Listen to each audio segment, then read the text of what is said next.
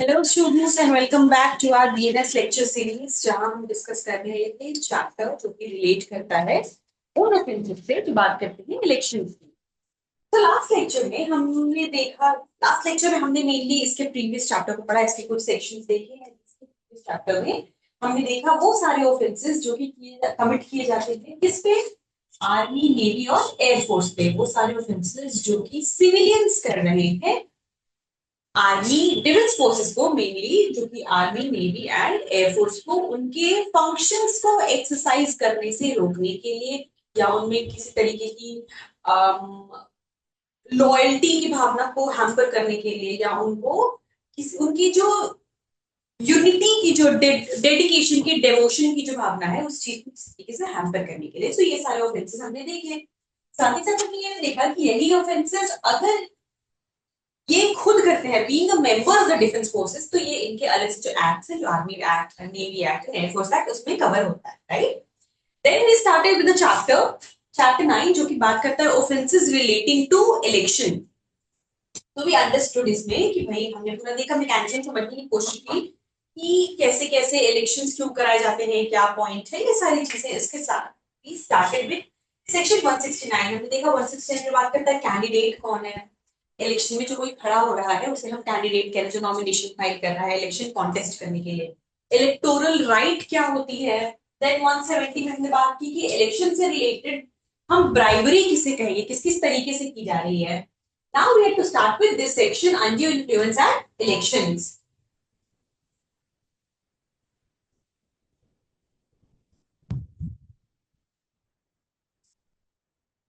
So undue influence at elections, अब ये क्या है देखिए। मेनली सेक्शन क्या कह रहा है कि whoever voluntarily interferes or attempts to interfere with the free exercise of any electoral right commits governments of undue influence at an election। अब हमें पता है, by now we know कि what do we mean by undue influence।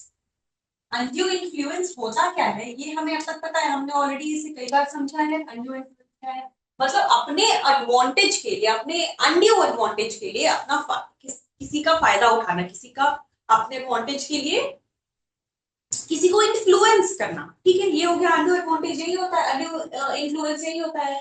तो क्या कह रहा है, whoever, कोई भी इंसान वॉल्यूंटरीली या तो इंटरफेयर करता है, इंटरफेयर्स, और अटेम्प्ट्स टू इंटरफेयर, या तो इंटरफेयर करता है या इंटरफेयर करने का अटेम्प्ट करता है, किस किस ऑब्जेक्टिव से, किस इंटेंशन से, with the free exercise of any electoral right.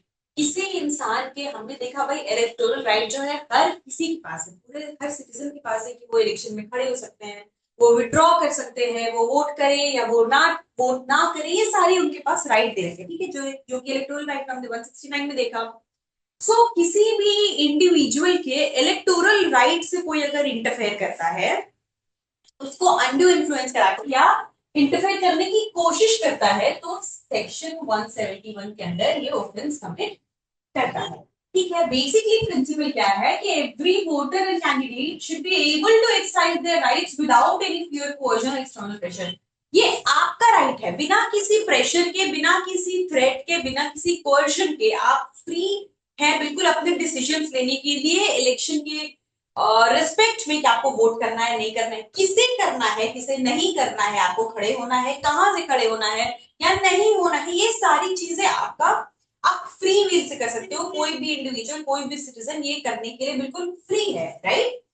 तो ये सेक्शन बस इतना ही कह रहा है कि कोई पर्सन अगर क्या करता है जो कि वॉल्यूंटरली डिसरप्ट करता है, इंटरफेयर, क्या भाई वो डिसीजन उसका होगा, ये मेरा वॉल्यूंटरी, मतलब वो अपने फ्री विल से, अपनी मर्जी से, ये मेरी मर्जी है, मैं वोट करना चाहूँ, वोट ना करना चाहूँ, माना मेरा राइट है। जैसा हमने कल भी इस एस्पेक्ट पे डिस्कस किया कि हाँ इस चीज को क्यों प्रमोट किया जाता है, क्या जरूरत है।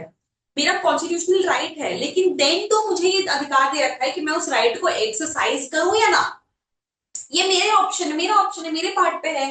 तो कोई भी इंसान अगर उस राइट से, किसी इंसान के इलेक्टोरल राइट से इंटरफेयर करता है, करने की कोशिश करता है, अटेम्प्ट्स टू डिसरप्ट, तो ये क्या हो जाएगा, ये 171 के अंदर, 171 के अंदर ऑफेंस कमिट कर रहा है। ठीक है, सबसे पहले वॉलंटरली कर रहा है, वॉलंटरी डिसरप्शन, और क्या है, इंक्लूड वो सक्सेसफुल डिसरप्शन और अटेम्प्ट, दोनों चीजें हैं इसमें लिखा है, इंटरफेयर और अटेम्प्ट्स टू इंटरफेयर, किस चीज से, इलेक्टोरल राइट से। ठीक है, इलेक्टोरल राइट हमने पढ़ा था, refers to the right of a person to stand as a candidate, withdraw from being a candidate, or vote or refrain from voting in an election. ये सारी चीजें हमने 169 में पढ़ी. 169 के सब सेक्शन 2 में दे रखा है कि भाई इलेक्टोरल राइट क्या है. अब देखिए ये तो पहला पार्ट था कि ऑफेंस क्या है. सबसेक्शन 2 क्या कह रहा है? Without prejudice to the generality of the provisions of subsection 1, whoever, ठीक है, थ्रेटन्स एनी कैंडिडेट. अब सबसेक्शन 2 क्या कह रहा है कि ये तो जनरल प्रिंसिपल हो गया कि कोई भी अगर इंटरफेयर करेगा तो इसके अंदर ऑफेंस कमिट कर रहा है. ठीक है. सबसेक्शन 2 कह रहा है कि कोई भी इंसान, whoever threatens any candidate or voter or any person in whom a candidate or voter is interested with injury or any kind injury of any kind, कोई भी अगर इंसान थ्रेट करता है किसको? किसी कैंडिडेट को या वोटर को. थ्रेटन्स एनी कैंडिडेट और वोटर और any person in whom a candidate or voter is interested, या तो कैंडिडेट या वोटर को या किसी ऐसे इंसान को जिसमें कैंडिडेट या वोटर इंटरेस्टेड हो, जैसे उनकी फैमिली हो सकती है, हस्बैंड वाइफ स्पाउस हो सकते हैं, पेरेंट्स हो सकते हैं, बच्चे हो सकते हैं, भाई रिलेटिव कोई भी. तो या तो कैंडिडेट या वोटर को खुद धमका रहा है कोई इंसान, या किसी ऐसे इंसान को जिसमें वो इंटरेस्टेड है. किस चीज के लिए थ्रेट कर रहा है? किसी इंजरी के लिए. Injury of any kind. पहला क्या है? Threaten, threat. दूसरा, induces or attempts to induce a candidate or voter to believe that he or any person in whom he is interested will become or will be rendered an object of divine displeasure or of spiritual censure. अब देखिए ये क्या कह रहा है. पहला part, ठीक है, इस पार्ट का क्या मतलब है? will be rendered as an object of divine displeasure or of spiritual censure. क्या मतलब है समझते हैं इसे. ऊपर का पार्ट क्या कह रहा है? इंड्यूस और अटेम्प्ट्स टू इंड्यूस. या तो इंड्यूस करता है, इन्फ्लुएंस करने की कोशिश करता है उसे, या इन्फ्लुएंस करता है या करने की कोशिश करता है किसी कैंडिडेट को या उसके वोटर को, ये विश्वास दिलाता है इंड्यूस करके. किस चीज का? देखिए पहला तो समझ में आया. सबसेक्शन 1 का जो क्लॉज ये कह रहा है वो तो डायरेक्टली थ्रेट करने की बात कर रहा है कि डराना धमकाना, भाई इंजरी कॉज कर दी जाएगी या तो तुम्हें खुद या तुम्हारे फैमिली को. ठीक है.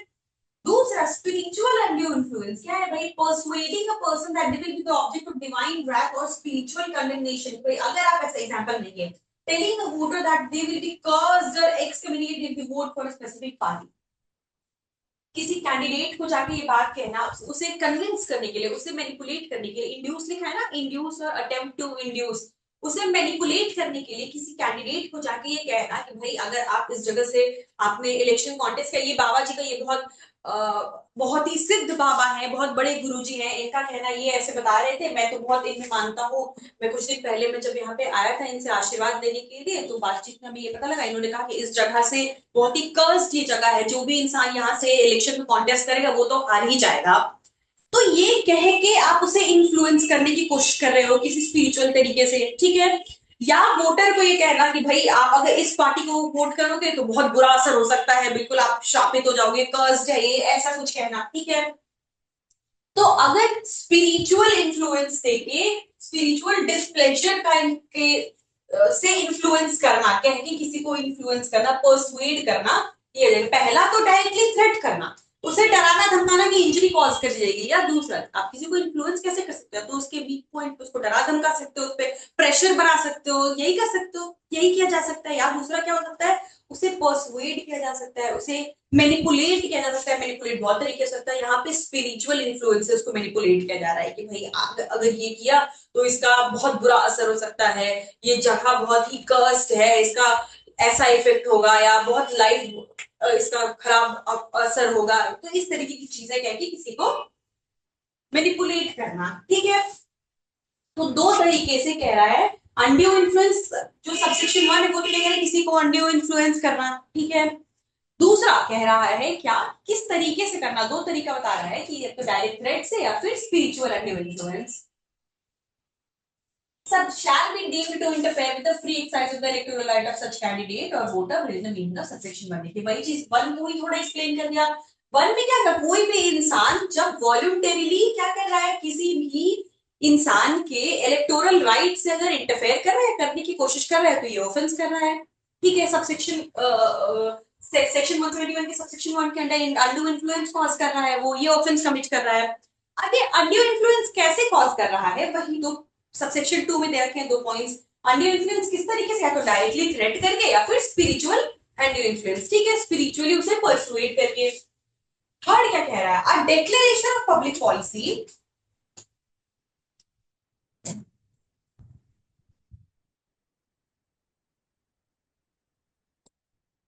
a declaration of public policy or a promise of public action or the mere exercise of a legal right without any intent to interfere with an actual right shall not be deemed to be an interference within the meaning of this section. Public policy का declaration, हम अगर सरकार में आए तो हम आपके लिए ऐसा करेंगे, ठीक है, ये इस तरीके के कानून बनाए जाएंगे, हम सेफ्टी के लिए इस तरीके के लॉज लाएंगे, ऐसी पॉलिसी लाएंगे, इस तरीके की स्कीम लाएंगे, ऐसे डिक्लेरेशन या एक्शन के लिए वादे, प्रॉमिस ऑफ पब्लिक एक्शन और द मेयर एक्सरसाइज और legal right without intent to interfere with an electoral right shall not be deemed to be interference. मतलब जो जैसे पॉलिटिकल कैंपेनिंग में जैसे पॉलिटिकल पार्टीज करती है भाई कि हाँ हम आएंगे सरकार में आपके लिए तो इतने हॉस्पिटल्स बनवाएंगे, इतने गवर्नमेंट स्कूल्स बनवाएंगे, या हेल्थ सर्विसेज खराब है तो हम ऐसे स्कीम्स लेके आएंगे जिससे कि हेल्थ सेक्टर में इंप्रूवमेंट हो, उसे हम बेहतर करने के लिए, लोगों के हेल्थ को बेहतर करने के लिए क्या कर स्कीम्स लाए जा सकते हैं, वो सारी चीजें हम करेंगे। तो इस तरीके की जो डिक्लेरेशन या जो ऐसे प्रोमिसेस हैं, इसे अंडू इन्फ्लुएंस नहीं कहा जाएगा, ठीक है। अंडू इन्फ्लुएंस दो तरीके से किया जा रहा है, मतलब सेक्शन में इतना ही कह रहा है कि किसी को डरा धमका के थ्रेट से या फिर स्पिरिचुअल अंडू इन्फ्लुएंस से अगर किसी के इलेक्टोरल राइट में इंटरफेरेंस किया जाता है या करने की कोशिश की जाती है तो 171 के अंदर वो ऑफेंस है, राइट। अब आते हैं 122 पे।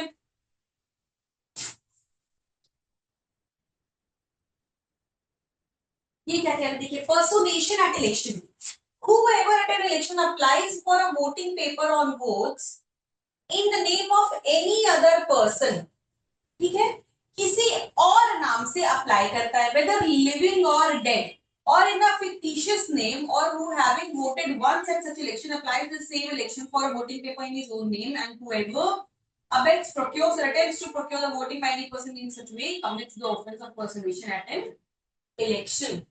अब ये क्या कह रहा है, देखिए, इलेक्शन में पर्सोनेशन कैसे होगा, जैसे आपने पहले पढ़ा होगा भाई क्या होता है, चीटिंग बाय पर्सोनेशन होती है, ठीक है। पर्सोनेशन का क्या मतलब हुआ, कुछ कुछ और बनना, मतलब जो आप नहीं हो वो बन के जाना, जैसे नकली नाम से, नकली आइडेंटिटी के साथ जाना, ठीक है, कुछ और बन के जाना। पर्सोनेशन है क्या, it occurs when an individual attempts or misrepresent their identity, voting status, influence and at an election, कि बेसिकली जो आप नहीं हो वो मिसरिप्रेजेंट करके जाना, वो पर्सोनेशन होता है। तो पर्सोनेशन एट इलेक्शन क्या है, इलेक्शन को इन्फ्लुएंस करेंगे। ऑब्जेक्टिव क्या है, अब देखिए, अगर आप पर्सोनेशन का हमने समझा कि जो आप नहीं हो वो बन के मिसरिप्रेजेंट करके दिखाना, ठीक है, मिसरिप्रेजेंटेशन करना कि भाई आप कुछ और हो लेकिन कुछ और, आपका नाम कुछ और है लेकिन आप कोई और बन के दूसरे fake cards, fake identity proofs के साथ जा रहे हो दिखाने के लिए कि नहीं भाई मेरा नाम ये है, ठीक है। जैसे नकली आधार कार्ड फॉर एग्जांपल बहुत सारे केसेस होते हैं, तो फेक जो आईडी प्रूफ बन जाती हैं, तो आपकी आइडेंटिटी बदल गई इम्पर्सोनेट करने के लिए, ठीक है। अब इम्पर्सोनेट अगर इलेक्शन में किया जा रहा है तो उसका पर्पस क्या है, ऑफ कोर्स आप उसके आउटकम जो आने वाला, जो रिजल्ट आने वाला है उसको इन्फ्लुएंस करना चाहते हो, उसमें किस तरीके की छेड़छाड़ करना चाहते हो। तो इलेक्शन में पर्सोनेशन जो है 172 के अंदर एक ऑफेंस है। ये क्या कह रहा है, कोई भी ऐसा इंसान जो कि एक बार वोट कर चुका है, ठीक है, या तो वो दोबारा दूसरे नाम से वोट करने जाता है, ठीक, एक बार कर चुका, दूसरे बार एक नकली नाम से कोई और, कोई भी इंसान, या तो वो एक हाइपोथेटिकल इंसान जो कि एग्जिस्ट ही नहीं करता, या किसी और के नाम से दूसरी बार वोट करता है, या एक बार वोट कर चुका है दोबारा करता है, या किसी और के नाम से वोट करता है, ऐसा कुछ भी करता है अगर, तो वो क्या कर रहा है 172 के अंदर ऑफेंस कमिट कर रहा है। देखिए, whoever at an election likes to voting paper on votes in the name of any other person whether living or dead, किसी और के नाम से अगर वोट करता है, चाहे वो इंसान लिविंग हो या डेड हो, जिंदा हो या नहीं हो, पहली चीज तो ये किसी और के नाम से वोट करना, या और फिक्टिशियस नेम, और who having voted once at such election applies the same election for a voting per his own name, या तो एक बार पहली चीज क्या कह रहे हैं कि या तो फेक नाम से वोट ही कर रहे हो, या दूसरा एक बार कर चुके अब दूसरी बार दूसरे के नाम से कर रहे हो, ऐसा कुछ भी करना इस सेक्शन के अंदर ऑफेंस हो जाएगा। 171 डी जो है आईपीसी का, वो इस बारे में बात करता है, ठीक है, थोड़े बहुत चेंजेस के साथ। पहली चीज क्या कह रहा है कि भाई किसी और के नाम से, in others name, whether that person is currently living or dead, चाहे वो इंसान है या नहीं है, दूसरे के नाम से वोट करना, या under a fictitious identity using a name और person that does not exist, हमने कहा हाइपोथेटिकल, इमेजिनरी, कोई है ही नहीं। पहला केस क्या कह रहा है, ये इंसान इमेजिनरी नहीं है, जैसे मान लीजिए एक राहुल नाम का इंसान है, ठीक है? there's this person राहुल, ठीक है, इसका कोई फ्रेंड है जो कि है से सुमन, ठीक है। अगर ये, अब व्हाट दिस पर्सन डज, ये क्या करता है, ये जाके सुमन के नाम से वोट करके आ जाता है, फेक फेक इसने आइडेंटिटी प्रूफ बनवाए और जाके सुमन के नाम से वोट कर लिया। पहला ये कह रहा है किसी और के नाम से वोट करना, चाहे वो लिविंग हो या डेड, तो दिस सुमन इज लिविंग। या मान लीजिए सुमन की अगर किसी वजह से एक्सीडेंट में डेथ हो चुकी है, सुमन अब एग्जिस्ट नहीं करता, सुमन डेड है, डिसीज्ड है, तो अब राहुल क्या करता है, फेक आइडेंटिटी प्रूफ बनवाया और इस नाम से इसने वोट किया, तो ये रियल इंसान है, लेकिन वो इंसान लिविंग भी हो सकता है, वो डेड भी हो सकता है, लेकिन एक रियल इंसान के नाम से जाके या तो वोट कर देना, या एक फिक्टिशियस आइडेंटिटी, बिल्कुल इमेजिनरी हाइपोथेटिकल, जरूरी नहीं हो कि इंसान हो भी, मतलब इस नाम पर कोई रियल इंसान ना हो, लेकिन एक नकली आइडेंटिटी के साथ जाके वोट करना, ठीक है। Through double voting, having already voted once, applying for a second voting paper in their own name during the same election. आप एक बार कर चुके हो, दोबारा नकली नाम से करना। And whoever abets procures or attempts to procure the voting by any person in such way, और ऐसे वोटिंग के लिए, मतलब फेक वोटिंग के लिए, पर्सनेशन के लिए अबेटमेंट करना, इसको प्रोक्योर करना, ये पूरा अटेम्प्ट करना, ये सब सारे इस ऑफेंस के अंदर, ये सब कुछ कवर हो जाएगा। भी क्या थे इसके स्कोप में, अगर डायरेक्ट ऑफेंस में जो कर रहा है वो तो है ही है, जो ऑफेंस कर रहा है वो तो है ही है, साथ ही साथ अबेटर्स जो अबेटमेंट कर रहे हैं वो भी इसके अंदर आएंगे, जो लोग फैसिलिटेट कर रहे हैं वो सारे लोग इसके अंदर कवर हो जाएंगे। अब देखिए एक एक्सेप्शन दिया है, प्रॉक्सी वोटिंग। अभी प्रॉक्सी वोटिंग है, देखिए वन सर क्योंकि हमने पढ़ा पहले पैरा में कि भाई अगर आप किसी और नाम से, किसी फेक आइडेंटिटी से वोट करना इस सेक्शन के अंदर ऑफेंस है, ठीक है। इसका प्रोवाइजो क्या कह रहा है, provided that nothing in the section shall apply to a person who has been authorized to vote as proxy for an elector under any law for the time being enforced insofar as he votes as a proxy for such elector। अब देखिए यहाँ पे क्या कह रहा है, proxy voting allowed है। अब प्रॉक्सी वोटिंग कैसे अलाउड है, हमने ऊपर कहा भाई कि आप किसी और के नाम से अगर वोट कर रहे हो तो ये ऑफेंस कर रहे हो, नीचे कह रहे हैं कि अगर प्रॉक्सी वोटिंग है तो ये अलाउड है, ये क्या कॉन्ट्रडिक्टिंग चीज है। Now when we read the section what does it state, proxy क्या होता है, जैसे हमारे होते हैं कॉलेजेस में, यूनिवर्सिटीज में अटेंडेंस जब होती है, प्रॉक्सी अटेंडेंस हो जाता है, वो इंसान एब्सेंट है लेकिन लगा दिया, ठीक है, प्रॉक्सी वही होता है।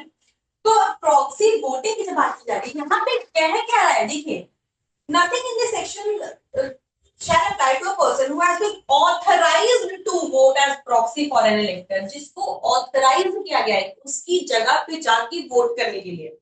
जैसे कोई इंसान है अगर जो कि बहुत एजड है, बहुत एल्डरली पर्सन है, ठीक है, बहुत बीमार है, बहुत एल्डरली पर्सन है, say a person of 102 years, बिल्कुल बेड रिडन है, but the person still wants to vote, वो वोट करना चाहते हैं, वो बहुत एल्डरली है, एजेड है, बेड रिडन है, वो उठ नहीं सकते, but the person still wants to vote, तो वो किसी और को अपने नाम से ऑथराइज करेंगे, मेरी जगह पे जाके वोट करो, इसे प्रॉक्सी वोटिंग कह रहे हैं। ये अलाउड है कि भाई कह रहे हैं apply to a person who has been authorised to vote as proxy for an इलेक्टर।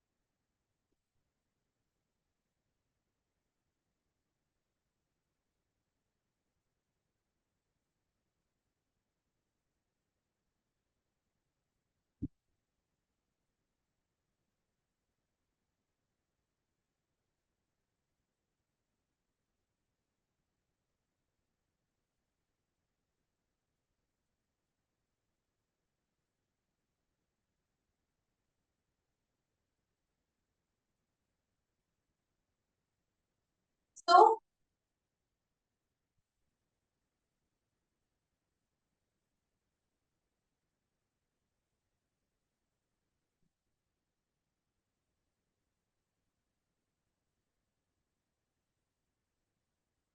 देखिए वही ये कह रहा है, provided nothing in this section shall apply to person who has been authorised to vote as proxy for an elector under any law for the time being in force insofar as he votes as a proxy for such elector. जब तक अगर वो उसी इंसान के ब्याह पे, जैसे मैंने कहा बहुत एल्डरली है, वो जाने के लिए इनकेपेबल है, वो जा नहीं सकते, तो उन्होंने ऑथराइज कर दिया किसी को, ठीक है। अब जब ये जो ऑथराइज पर्सन है वो जाके उन्हीं के बिहाफ पे वोटिंग करता है, तो यहाँ ये जो प्रॉक्सी वोटिंग हो रही है ये अलाउड है, ये एक्सेप्शन में फॉल करेगा। इसके लिए इस पर्सन को लायबल नहीं बनाया जा सकता है, राइट। ठीक है, देखिए यही चीज कह रहा है कि एक्सेप्शन में क्या रखा है, not all voting for other another is illegal. सारे वोटिंग को इलीगल नहीं कह रहे कि किसी और के बिहाफ पे जो सब इलीगल है, नहीं। प्रॉक्सी वोटिंग इसका एक्सेप्शन है। Individuals authorised to vote as proxy for electors under any existing law, जो प्रॉक्सी की तरह जिनको अलाउ किया गया है वोटिंग करने के लिए वो कर सकते हैं। जिसके लिए क्या क्या कंडीशन है, देखिए the person must be legally designated, ठीक है। दूसरी चीज, they must be voting strictly on behalf of the registered इलेक्टर, जिसके बिहाफ पे करना है सिर्फ उसी के बिहाफ पे कर रहे हैं, किसी और के लिए नहीं। Now come section 173। अब देखिए जो हमने ब्राइबरी 170 में पढ़ा, 170 में क्या था, ब्राइबरी क्या होती है, ये चीज होती है कि इलेक्शन से रिलेटेड ब्राइबरी कैसे कैसे की जा सकती है, ब्राइबरी क्या है, कब कहेंगे, उसकी पनिशमेंट यहाँ 173 में दी हुई है, which means this section is read with section 170, ठीक है। Section 170 is read with section 173। तो ब्राइबरी जो 170 में दिया हुआ था उसकी पनिशमेंट क्या रखी है, whoever commits the offense of bribery shall be punished with imprisonment of either description extending up to 1 year or fine या both, ठीक है। जो वहां पे चीज दे रखी थी उसकी पनिशमेंट सिर्फ यहाँ दे रखी है। यहाँ पे क्या पनिशमेंट दे रखी है, इम्प्रिजनमेंट, पहले तो कितने साल तक के लिए, 1 साल तक के लिए हो सकती है, ठीक। उसके साथ दे रखा है कि भाई और फाइन, या तो 1 साल तक की इम्प्रिजनमेंट या फाइन, और फाइन है या तो फाइन हो सकता है और वो दोनों चीजें, या तो 1 साल तक की इम्प्रिजनमेंट या फाइन या more, provided that bribery by treating shall be punished with fine only. अच्छा, अब ये नया चीज, नई चीज, अभी हमने देखा कि ब्राइबरी क्या है, 170 में पूरा बताया है किस तरीके से किसी भी ग्रेटिफिकेशन को रिसीव करना, लेना या देना, ये सारी चीजें ऑफर करना, ये सब हमने ब्राइबरी के अंडर ऑफेंस में पढ़ा 170 में। अब यहाँ एक चीज कह रहा है कि भाई अगर ब्राइबरी बाय ट्रीटिंग हो रही है तो ये क्या है, ये एक्सेप्शन में फॉल कर रहा है, प्रोवाइडेड है मतलब इसका एक्सेप्शन है, और यहाँ पे पनिशमेंट सिर्फ फाइन होगी। ब्राइबरी बाय ट्रीटिंग क्या है, ट्रीट क्या होता है, ट्रीट हम बहुत हर छोटी छोटी चीज पे कहते हैं ना, जैसे आपस में कि भाई ट्रीट चाहिए, ट्रीट चाहिए, ट्रीट चाहिए। तो ट्रीट क्या होती है नॉर्मली, ट्रीट मतलब क्या है कि भाई कुछ लोग एक साथ इकट्ठा हैं और आपस में फूड ड्रिंक खाना पीना कर रहे हैं, स्नैक्स खाए, कोक पिया एंड पार्टी करी, एंजॉय किया, ठीक है। ये इसे ही ट्रीट कहते हैं जनरली। तो ये एक्सेप्शन बस इतनी सी बात कह रहा है कि ब्राइबरी यानी घूसखोरी जो है वो कैसे की जा रही है, बाय ट्रीटिंग, मतलब किसी को खिलाया पिलाया को, जैसे बैठे हैं 50 तक बैठे हैं, उन्हें स्नैक्स करा दिया, उन्हें कोल्ड ड्रिंक पिला दिया, उन्हें मूवी दिखा दी, इस तरीके से अगर घूस देने की कोशिश की गई है तो यहाँ पे इसे लेसर नेचर का माना जाता है। Section 173 makes a specific distinction for a lesser form of bribery known as treating। इसको लेसर फॉर्म ऑफ ब्राइबरी मान के चलते हैं कि भाई यहाँ पे एग्जैक्टली कुछ कहा नहीं गया, यहाँ पे एग्जैक्टली कुछ किया नहीं है, यहाँ पे सिर्फ कुछ नाश्ता पानी खिलाया पिलाया गया, बॉक्सेस स्नैक्स के बॉक्सेस डिस्ट्रीब्यूट हो गए, इस तरीके से जो होगा इसके लिए पनिशमेंट कम दे रखी है। ब्राइबरी सिर्फ लिमिटेड ट्रीटिंग तक को लेके, the act of bribery is limited to treating, punishment is restricted, lesser form of punishment होता है जो कि क्या होगा, सिर्फ और सिर्फ fine. While still illegal, the law views hospitality-based bribery as distinct from direct monetary or high-valued asset corruption। जैसे हमने ऊपर देखा ब्राइबरी में क्या था कि कोई भी चीजें लेन देन करना, जैसे पैसे पहुंचाना या क्या हो सकता है महंगे गिफ्ट्स देना, ये सारी चीजें क्या है सीधे इस चीज के नाम पे कि भाई इलेक्टोरल राइट के नाम पे कि भाई ऐसा है कि आप हमें वोट दीजिए, या इस तरीके से चीजें करने के लिए, ठीक है। वो ब्राइबरी, वो क्या है, हाई वैल्यूड गिफ्ट्स है, हाई वैल्यूड एसेट है, वो चीजें हैं, तो उसको लॉ जो है वो ज्यादा स्ट्रिक्ट नेचर का ऑफेंस मान रहा है, और सिर्फ ट्रीट जो है वो उसे एक लेसर ऑफेंस मानता है कि ठीक है that also amounts to bribe, कि भाई आपका ऑब्जेक्टिव अल्टीमेटली वही है, लेकिन क्योंकि ये एक लेसर नेचर का है तो इसकी पनिशमेंट कम रखी हुई है। आप देखिए लिखा explanation, treating means any for that form of bribery where the gratification consists of food, drink, entertainment or provision, खाना पीना, एक साथ 50 लोगों को स्नैक्स खिला दिए, मूवी दिखा दी, इस तरीके की छोटी मोटी चीजें जो है वो इसके अंदर फॉल करेंगी।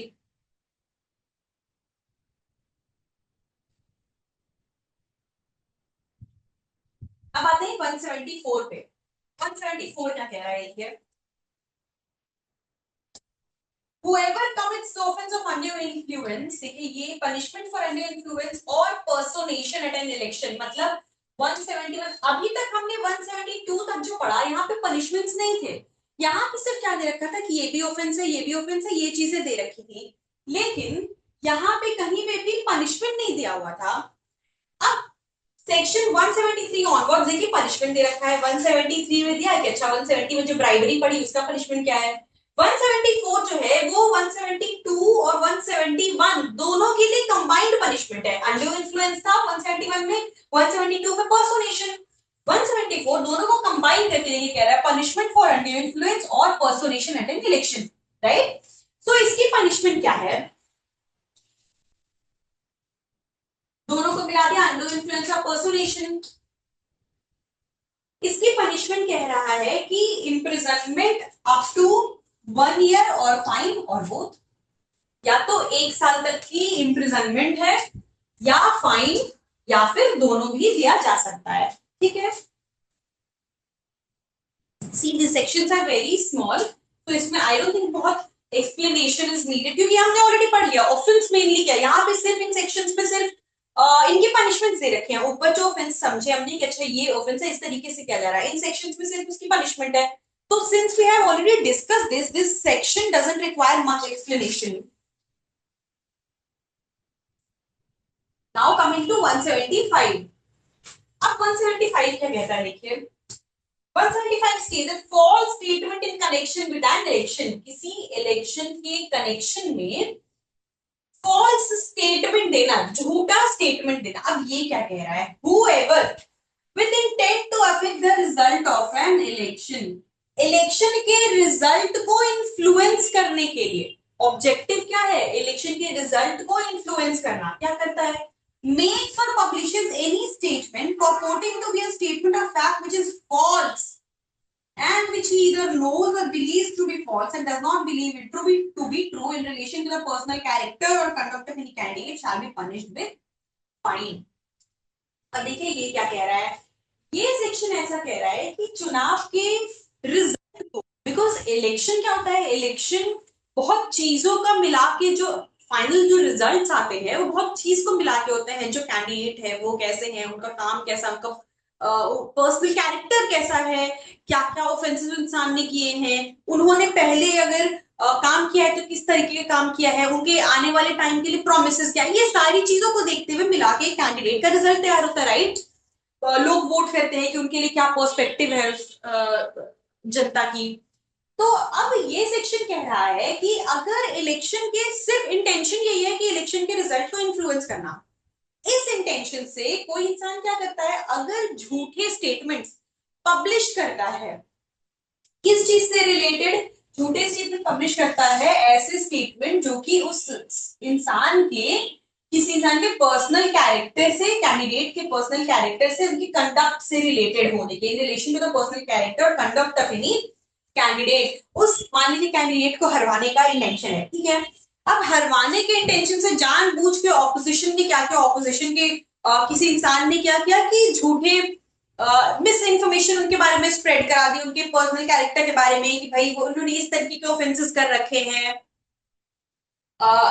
उनके पर्सनल कैरेक्टर के बारे में, उनके कंडक्ट के बारे में, अगर किसी भी कैंडिडेट की अगर मिस इन्फॉर्मेशन या फॉल्स स्टेटमेंट, उसको क्या किया जा रहा है, पब्लिश किया जा रहा है, ऐसे इन्फॉर्मेशन को पब्लिश किया जा रहा है, लोगों तक पहुंचाया जा रहा है, तो उसके लिए पनिशमेंट क्या है, वो सेक्शन 175 में पनिशमेंट फाइन उसकी दे रखी है, ठीक है। Section 175 addresses the integrity of electoral process by penalizing the dissemination of falsehood। भाई झूठी इंफॉर्मेशन फैला के सिर्फ इलेक्शन जीतना, इससे आप क्या करो, इलेक्शन को इन्फ्लुएंस करो, फिर जनता का जो फेयर पर्सपेक्टिव होता है वो तो पहुंच ही नहीं, वो तो उस हिसाब से सोच ही नहीं पाएंगे, वो तो प्रेजुडिस्ड हो जाएंगे, वो बायस्ड हो जाएंगे, because obviously each and everything affects candidates reputation, right? उन्होंने क्या कर रखा है, इस तरीके के ऑफेंसेस कर रखे हैं, ऐसे ऐसे चार्जेस हैं, इस तरीके की मिस इन्फॉर्मेशन, ऐसी झूठी बातें फैलाई जाएंगी, तो उससे एक रेपुटेशन सर्टेन तरीके से वो बनेगा। जो कि किया क्यों गया है, उसका इंटेंशन क्या था, सिर्फ और सिर्फ उस कैंडिडेट को इलेक्शन में हरवाना। तो अगर ऐसी चीजें की जा रही हैं which the person making the statement और publicising the statement knows that it is false, उसे पता है कि ये झूठ इंफॉर्मेशन है, तो इस सेक्शन के अंदर उसे फाइन इम्पोज किया जा सकता है उस पर। The objective is to prevent candidate or individuals from gaining an unfair advantage through character assassination or misinformation.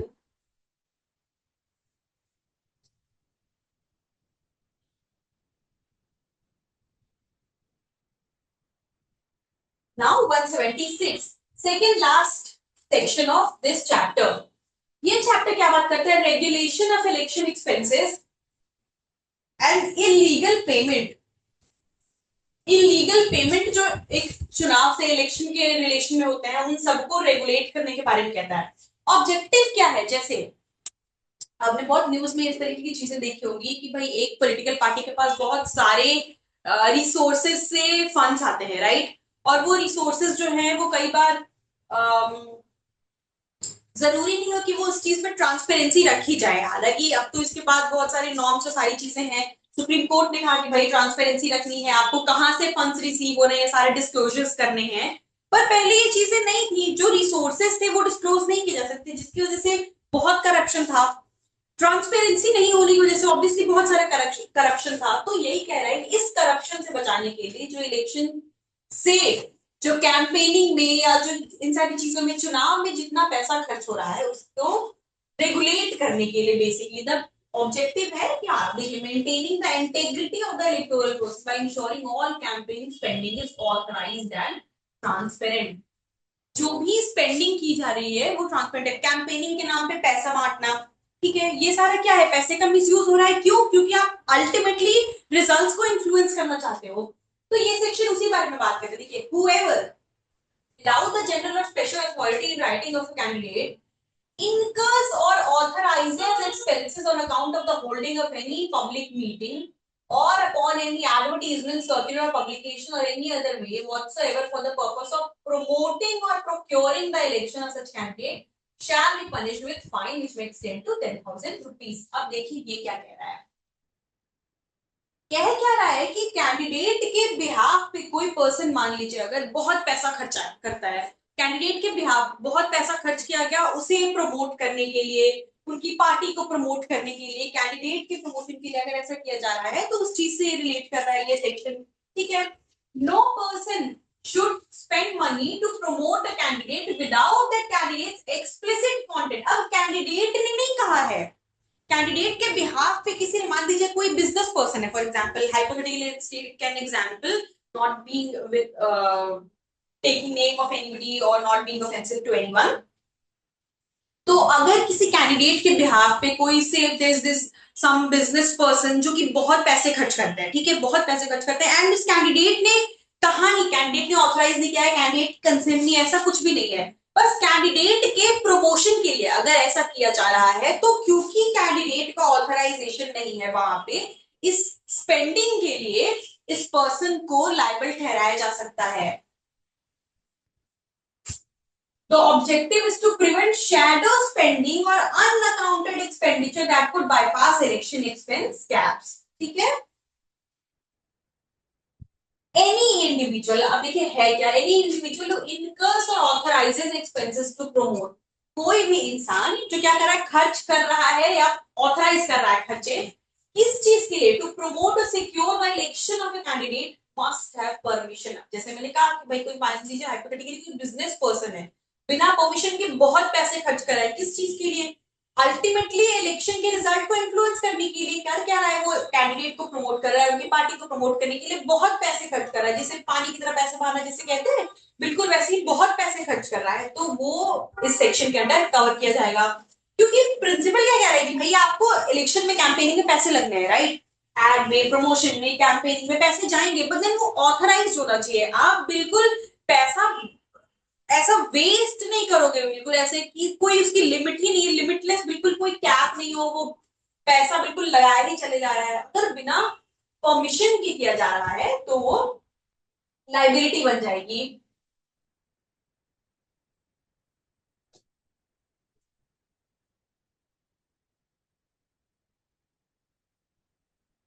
कितना है देखिए, पनिशमेंट यहाँ पे क्या दे रखा है, 10,000 रुपए तक का पनिशमेंट। अब एक्सेप्शन है, एक्सेप्शन क्या है, provided that if any person having incurred any such expenses not exceeding the amount of 10 rupees, 10 rupees का लिमिट रखा है, without authority obtains within 10 days from the date on which such expenses were incurred, the approval and writing of the candidate, he shall be deemed to have incurred such expenses with the authority of the candidate. अब देखिए यहाँ पे छोटा सा window रखा गया है, छोटा सा एक रखा गया है प्रोवाइजो में, I don't know why did they think this amount is fit, but it is what it is. So अब पहला पार्ट क्या कहा, पहले पैराग्राफ में कहा गया है कि बिना परमिशन के अनऑथराइज्ड एक्सपेंसेस कोई इंडिविजुअल कर रहा है, ठीक है, किस लिए, कैंडिडेट के प्रमोशन के लिए, तो वहां पे उसको पनिशमेंट है। सेकेंड पार्ट क्या कह रहा है, एक एक्सेप्शन दे रहा है, एक विंडो रख रहा है, ये है क्या कि भाई the law provides a small window for minor spontaneous expenses, छोटे मोटे एक्सपेंसेस के लिए कितना एक्सपेंस रखा है, वो जो अमाउंट, ये जो माइनर एक्सपेंस कह रहा है, ये अमाउंट 10 रुपए रखा गया है। अमाउंट कितना है, एक्सपेंस 10 रुपए से ज्यादा नहीं हो सकता, मतलब मैक्सिमम अमाउंट 10 रखा गया है, 10 रुपए का अमाउंट। एक्स पोस्ट फैक्टो क्या है, the person must obtain written approval from the candidate. अब 10 रुपए तक का खर्च कर दिया, स्पॉन्टेनियस मान लीजिए कोई अगर जरूरत पड़ी 10 रुपए का, विदाउट परमिशन एक्सपेंस कर दिया गया, लेटर ऑन उस 10 रुपए के लिए अप्रूवल ले लेना है कैंडिडेट से, 10 रुपए का भी अप्रूवल होगा, पर्सन मस्ट ऑब्टेन, उसके लिए भी कैंडिडेट से परमिशन ली जाएगी, कितने दिन के अंदर, 10 दिन के अंदर। 10 रुपए खर्च होने के, जैसे ऊपर में कहा कि भाई कोई भी अनऑथराइज्ड एक्सपेंस है तो उसके लिए पनिशमेंट है, ठीक है। दूसरा पार्ट देखिए, लिमिट करने के लिए कितने अच्छे तरीके से इसे लिमिट किया गया, हमने ऊपर कहा कि भाई कोई भी अनऑथराइज्ड एक्सपेंस है उसके लिए लाइबिलिटी, सेकेंड पार्ट भी घुमा फिरा के बात वही कह रहा है, लेकिन कितने अच्छे तरीके से सिखा गया, एक्सेप्शन भी कार्व आउट कर दिया, लेकिन उसकी बात भी वही रह गई। एक्सेप्शन में कह रहा है कि भाई अनऑथराइज्ड एक्सपेंस आप ठीक है एक लिमिट तक कर सकते हो, वो लिमिट कितनी रखी है, 10 रुपए, 10 रुपए तक के आप अनऑथराइज्ड एक्सपेंसेस कर सकते हो, प्रोवाइडेड, प्रोवाइडेड क्या, तब आपकी लाइबिलिटी नहीं बनेगी जब आप 10 दिन के अंदर उस 10 रुपए तक के एक्सपेंस के लिए भी कैंडिडेट से रिटर्न में ऑथराइजेशन ले लो, अप्रूवल ले लो कि भाई ये 10 रुपए सच एंड सच चीज के प्रमोशन के लिए पे खर्च हुए हैं, ठीक है। तब जाके 10 दिन के अंदर जब परमिशन लेगा तब उसे ऑथराइज्ड मान लिया जाएगा एक्सपेंस, अदरवाइज इसके लिए भी क्योंकि लिमिट ही मैक्सिमम 10 रुपए है, तो चाहे वो 100 रुपए आपके खर्च हुए हो, इसकी लाइबिलिटी भी सेक्शन 176 के अंदर बनेगी।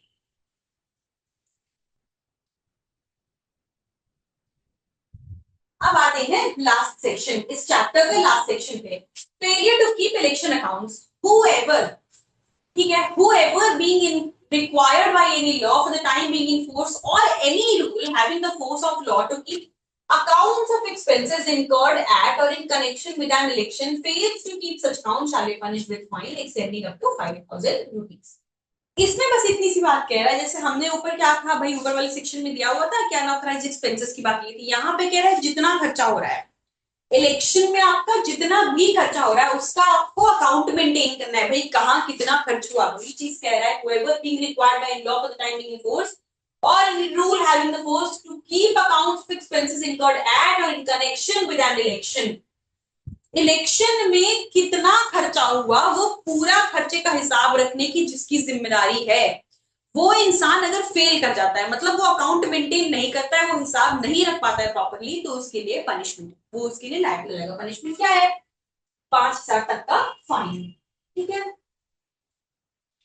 The objective is क्या, transparency in election funding and prevent the influence of black money in the democratic process। As I said earlier, funds कहाँ से रिसीव हो रहे हैं पार्टीज को, ये सारी चीजें डिस्क्लोज नहीं करनी होती थी, but then supreme court came into picture and then after many cases and corruption की बहुत सारी केसेस देखे गए, and then there was this rule made कि भाई आपके फंड्स कहाँ से आ रहे हैं, आपको ये ट्रांसपेरेंटली डिस्क्लोजर करना है, कहाँ से कितना रिसीव हुआ है, ये सारी चीजें प्रॉपरली उसके अकाउंट रखने हैं, सारी चीजें डिस्क्लोज करनी है। तो यही कह रहा है कि ट्रांसपेरेंसी इंश्योर करने के लिए ही ये सेक्शन लाया गया कि भाई जिसको भी मेंटेन करना है पूरा एक्सपेंसेस, अगर उसने अकाउंट नहीं रखा तो उस पर फाइन दिया जाएगा, कितना, 5,000 तक का फाइन है, ठीक है।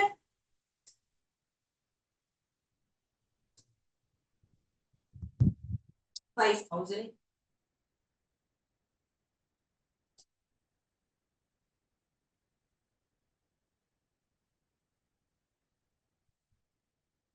Now we'll be starting, I hope कि ये वाला चैप्टर समझ आ गया, बहुत छोटा सा चैप्टर था, ये सारे चैप्टर्स बहुत छोटे हैं, इसके बाद जो हम चैप्टर 10 करेंगे, this is also a very very very easy chapter, very easy chapter, बहुत थोड़ी बहुत चीजें समझने के लिए, एंड देन इसके बाद से जो चीजें होंगी वहां से मेन कॉन्सेप्ट हमारा शुरू होगा chapter 11 onwards, right? So we'll be starting this chapter in a while, chapter 10. Give me a minute.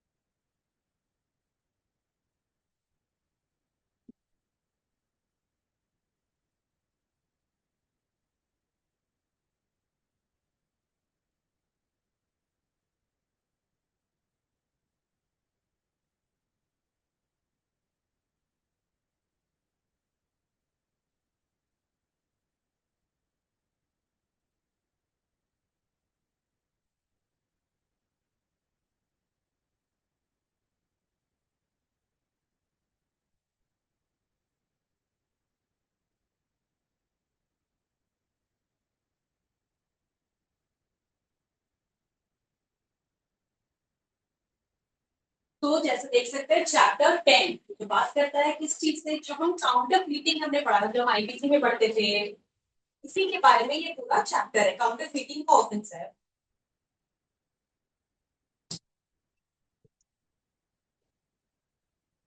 अब काउंटरफीटिंग होता क्या है? Chapter 10 offences relating to coin, currency note, bank note, government stamps.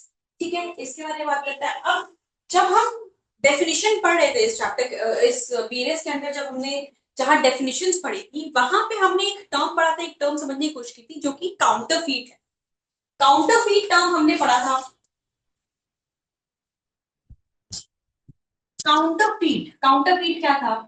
Counterfeit हमने BNS में पढ़ा, डेफिनेशंस में। काउंटरफीटिंग हम पढ़ते थे आईपीसी में, यही सारी चीजों की काउंटरफीटिंग क्या होती है ये उसमें भी दिया हुआ था। ये चैप्टर आईपीसी में आगे दे रखा था, बिकॉज जैसे हमने पहले भी डिस्कस किया है कि आईपीसी एंड बीएनएस में जो ऑर्डर है वो चेंज है। वो ब्रिटिश गवर्नमेंट ने अपने अकॉर्डिंग लगाए थे, because what was the priority for them, उन्होंने उसे पहले रखा था। Now what is the priority for our government, उस हिसाब से इसे अरेंज किया गया है, राइट? सो बट ये ऑफेंस वहां भी दिया हुआ था, यहाँ भी दिया हुआ था। अब counterfeit होता क्या है? Before we start with the sections under this chapter, these are very small and very easy sections, but what we need to understand firstly is the concept of counterfeit. तो काउंटरफीट को अगर हम normally समझने की कोशिश करें, तो जैसे कहते हैं नकली कॉइन्स, नकली सिक्के, नकली नोट, वो जो होते हैं नकली नोट्स बनाना, नकली सिक्के बनाना, नकली स्टैम्प पेपर्स बनाना, वो होते हो गया काउंटरफीट। सो बेसिकली बीएनएस के अकॉर्डिंग काउंटरफीट जो है वो ऐसा होता है जैसे दो चीजें एक जैसी दिखना, ठीक है, रिजेंबल होना, रिजेंबलेंस मतलब एक जैसी दिखना, जो सिमिलर दिखे, लेकिन वो सिमिलैरिटी ऐसी नहीं होना जरूरी है कि बिल्कुल एक जैसी है दो। जैसे मान लीजिए दो कॉइन है, ठीक है, 10 रुपी कॉइन है दो, जरूरी नहीं है कि अब अच्छा ये जो है वो ओरिजिनल है, मतलब रियल जो गवर्नमेंट ऑफ इंडिया बनाती है, और दूसरा ये क्या है, ये काउंटरफीट कॉइन है। अब ये काउंटरफीट कॉइन क्या है? काउंटरफीट कॉइन मतलब, काउंटरफीट का बेसिकली मतलब हुआ कि दूसरी चीज यानी दूसरा सिक्का जो है, कोई ऐसा प्रोडक्ट जो कि ओरिजिनल से बहुत सिमिलर हो, बहुत रिजेंबलिंग हो, लेकिन एकदम बिल्कुल एक जैसा दिखता हो, वो जरूरी नहीं है। इंपॉर्टेंट क्या है कि देखने वाले यानी सामने वाले की नजर में कंफ्यूजन होना चाहिए। जैसे दो सिक्के आप अगर देखोगे, अगर एक नकली है और एक असली है, ठीक है, तो जरूरी नहीं है कि आप उसमें आइडेंटिफाई कर पाओ कि भाई कौन सा नकली कौन सा असली है, उसमें कंफ्यूजन हो जाएगा। वैसे ही नोट्स, करेंसी नोट में होता है, उसमें बहुत सारे सिंबल्स होते हैं जिससे पहचान कराई जाती है, वरना नकली नोट भी बिल्कुल वैसे ही दिखते हैं।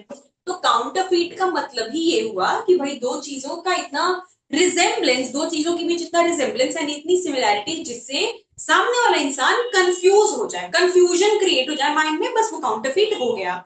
जरूरी नहीं हो कि चीज बिल्कुल एक जैसी दिखती हो। जैसे एग्जांपल आई रिमेम्बर, तब भी हमने ये एग्जांपल डिस्कस किया था। ये एक बॉटल हुई, ठीक है, very bad, profit again.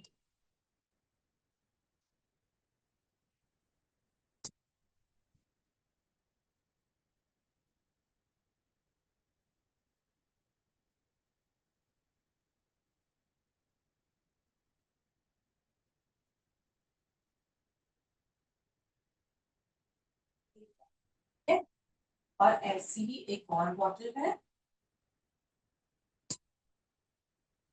Now I realise I am really bad at drawing.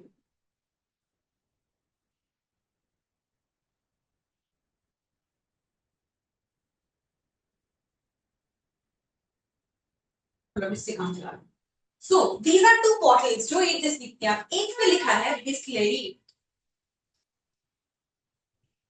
और एक पे आप सबने देखा होगा जैसे नकली उस पे लिखा होता है बेलसरी, ठीक है। सो है क्या? अब देखिए बोतल एक जैसे दिख रही है, सब कुछ है, लेकिन नाम अलग अलग है। तो मतलब एग्जैक्टली सिमिलर हुआ, एग्जैक्ट कॉपी नहीं, एग्जैक्ट कॉपी नहीं होगी, लेकिन हाँ कंफ्यूजन तो हो जाएगा लोगों को देखने में। एक बार भी कोई उठा ले, किसी ने पढ़ा नहीं ना, तो भाई ये तो बिस्लेरी है, बाद में देखा कि ओ ये तो बिस्लेरी नहीं है, ठीक है। तो दो चीजों का सिमिलर होना जिससे कंफ्यूजन हो जाए। जैसे वैसलीन के जो नकली वैसलीन मिलती है, मैंने देखा था कहीं पे लिखा वैसलीन के एक नकली होता, उसमें लिखा था वर्सीलेन। तो ऐसा बस काउंटरफीट का मतलब ही ये हुआ कि भाई दो चीजों के बीच इतना रिजेम्बलेंस होना जिससे कि कंफ्यूजन क्रिएट हो जाए, the things need not be exactly looking alike. एक जैसे हु बहू दिखते हो ये जरूरी नहीं, जैसे नाइकी, नाइकी के सिंबल में अगर थोड़ा सा चेंज कर दिया, ठीक है, या प्यूमा, प्यूमा का यू में कुछ अलग तरीके से लिख दिया, तो कुछ डिफरेंट कर दिया जिससे कि भाई एक जैसे है, कंफ्यूजन हो जाएगा, लेकिन क्या हु बहू एक जैसे है? नहीं, डिफरेंस है। इसे ही काउंटरफीट कह रहे हैं, ठीक है। अब ये जो हम बात कर रहे हैं इस चैप्टर के अंदर, यहाँ हम काउंटरफीटिंग कुछ कुछ ही चीजों के बारे में बात करते हैं। कॉइन्स के बारे में जैसा देख सकते हैं, चैप्टर का नाम क्या है, offences relating to coin, counterfeit, currency note, bank note या गवर्नमेंट स्टैम्प, इनके अगेंस्ट होने वाले ऑफेंसेस के बारे में बात की है। मतलब नकली सिक्के बनाना, counterfeiting of coins, counterfeiting of currency note, counterfeiting of bank note, counterfeiting of government stamps. अब ये सारी चीजें, कॉइन तो चलो मैं समझ में आ रहा है, सिक्के, दो तीन चीजें और है, करेंसी नोट, बैंक नोट और गवर्नमेंट स्टैम्प। ये क्या होते हैं? करेंसी नोट, जो नोट्स हमारे चल रहे हैं 10 रुपए के, 20 रुपए के, 500 के, 2000 के, 100 के, 200 के, ये सारे नोट्स हैं, वो करेंसी हो गई, ठीक है। इंडियन करेंसी क्या है? रुपी। तो ये जो नोट है ये करेंसी नोट हो गए। बैंक नोट क्या होते हैं? जैसे चेक हो गया, ट्रेजरी बिल्स होते हैं, ये जितनी चीजें होती हैं ये सारे बैंक नोट होते हैं, ठीक है, वो सब हो गया। क्योंकि वो एग्जैक्टली करेंसी तो नहीं, आप चेक में ही डील नहीं कर सकते, आप किसी शॉप पर जाके चेक को दे के नहीं ले सकते वो चीजें, पर हाँ बैंक में वो चीजें चलती हैं, तो इसलिए वो बैंक नोट हुई, ठीक है। बैंक से आप उतना दे के पैसे ले सकते हो, वो ट्रांजैक्शन हो सकता है बैंक में। गवर्नमेंट स्टैम्प्स, गवर्नमेंट स्टैम्प मतलब एक तो स्टैम्प हम उसकी बात कर रहे हैं, दूसरा स्टैम्प पेपर। स्टैम्प पेपर भी, स्टैम्प पेपर था आप सब ने, what was the name of that show, क्या नाम था, स्टैम्प पेपर का एक वो हुआ था, एक पूरा पूरा स्कैम था, जिसका कि जो कल्प्रिट था, वो जो कन्विक्टेड था, उसका नाम था Abdul Karim Telgi. I am sure आपने सुना होगा इसका। उसकी उसकी एक सीरीज है, सीरीज का नाम मुझे नहीं याद आ रहा है, पर उसमें इसी चीज के बारे में दिखाया गया है, द सेम चीज, स्टैम्प पेपर का कैसे किस तरीके से पूरा काउंटरफीटिंग करके पूरा पूरा स्कैम किया गया गवर्नमेंट स्टैम्प पेपर्स पे, उसके बारे में है। सो ये जो स्टैम्प पेपर का, स्टैम्प पेपर क्या है, जैसे जो लिखा होता है ऐसे ये पेपर हुआ,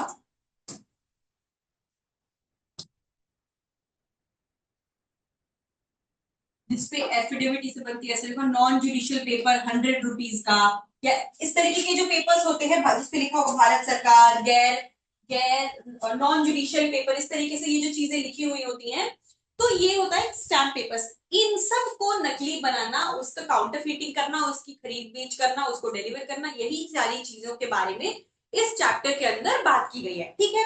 हम काउंटरफीटिंग को, सबसे पहले काउंटरफीटिंग समझा हमने। काउंटरफीटिंग क्या है? दो चीज को, एक इस चीज को ऐसी नकली बनाना ऐसा कि वो ओरिजिनल जो है उससे सिमिलर दिख रहा हो, रिजेंबलिंग हो, रिजेंबल टर्म यूज करता है काउंटरफीटिंग के डेफिनेशन में, रिजेंबलेंस हो। लेकिन वो रिजेंबलेंस का ये मतलब नहीं कि एग्जैक्ट कॉपी है उसकी, नहीं, एग्जैक्ट नहीं है, वो डिफरेंस है। रिजेंबलिंग है मतलब वो देखने में एक जैसी है, लेकिन हाँ उससे कंफ्यूजन हो जाए, किसी भी सामने वाले को देखने में वो कंफ्यूजन जरूर कर सकती है। इस चैप्टर के अंदर हम चार चीजों की काउंटरफीटिंग के बारे में पढ़ेंगे, कॉइन्स के बारे में, करेंसी नोट के बारे में, बैंक नोट्स के बारे में और गवर्नमेंट स्टैम्प्स के बारे में, राइट। सो आप देखिए सेक्शन 176 से लेके 186 तक इस पूरे चैप्टर को डिस्कस किया गया है। इसे ब्रॉडली अगर कैटेगराइज किया जाए तो देखिए 176 से 183 तक बात की गई है कॉइन और करेंसी के बारे में, नोट्स के बारे में, ठीक है। कॉइन्स हो गए, करेंसी नोट हो गए, बैंक नोट हो गए, ये सारी चीजें। उसके बाद के जो दो तीन सेक्शंस हैं वो 84 से 86 तक वो बात करते हैं गवर्नमेंट स्टैम्प्स के बारे में। अब एक एक करके ये सेक्शंस पढ़ने की कोशिश, सबसे पहले समझने की कोशिश करते हैं, ठीक है। देखिए इंट्रो पहले देख लेते हैं। चैप्टर 10 जो है वो 178 से 186 deals with offences relating to coin, currency note, banknote, and government stamp. The chapter is especially important to protect and safeguard India's currency and payment instruments from criminal activity, including counterfeiting, possession, use, trafficking in counterfeit, adult currency, or counterfeit adult coins, and inflated currency, or counterfeit government stamp, or whatever. आप सोचो, अगर फर्जी series जो है उसमें भी यही चीज दिखाई गई है, नकली नोट का, तो अगर नकली नोट जो काउंटरफीटिंग कॉइन्स होते हैं, काउंटरफीट करेंसी नोट्स होते हैं, उसको अगर एक हेफ्टी अमाउंट में इकोनॉमी में घुसा दिया जाए, पुश कर दिया जाए उसे, ऐसे कि वो सर्कुलेट होने लगे, ठीक है, वो पता ही ना चले, अगर वो सर्कुलेशन में आ जाए तो सोचिए जो इकोनॉमी है उसको कितनी बुरी तरीके से डैमेज कर सकता है, बिल्कुल डिसरप्ट हो सकते हैं, पूरा फाइनेंशियल सिस्टम डिसरप्ट हो सकता है। तो उसी चीज से बचाने के लिए, इकोनॉमी को प्रोटेक्ट करने के लिए, या कोई भी चीज, सिर्फ करेंसी की बात नहीं है, जैसे I am not I feeling to recall the name that series, जैसे वही सेम चीज उसमें भी दिखाई गई, स्टैम्प पेपर का भी। स्टैम्प पेपर कितना जरूरी है, जितने भी जुडिशियल डॉक्यूमेंट्स, नॉन जुडिशियल होते हैं, जैसे एफिडेविट से लेके बहुत सारे इसी में बनते हैं, स्टैम्प पेपर्स पे ही बनते हैं।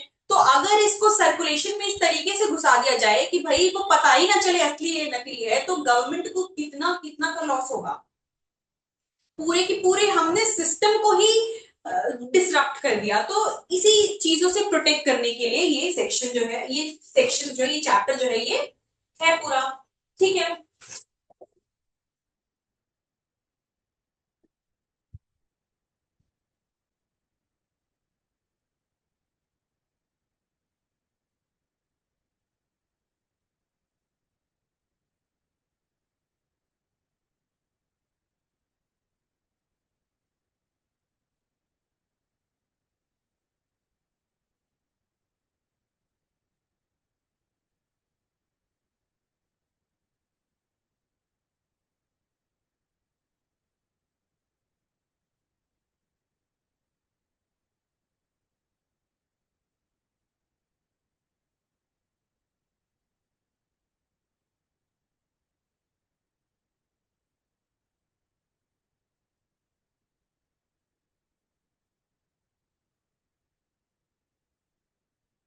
देखिए सबसे पहले 178 क्या कह रहा है, काउंटर फीटिंग इस चीज की, coin, government stamp, currency note और bank note. 178, whoever counterfeits or knowingly performs any part of the process of counterfeiting any coin, stamp issued by government for the purpose of revenue, currency note, bank note, shall be punished with imprisonment for life, imprisonment of either description up to 10 years and fine.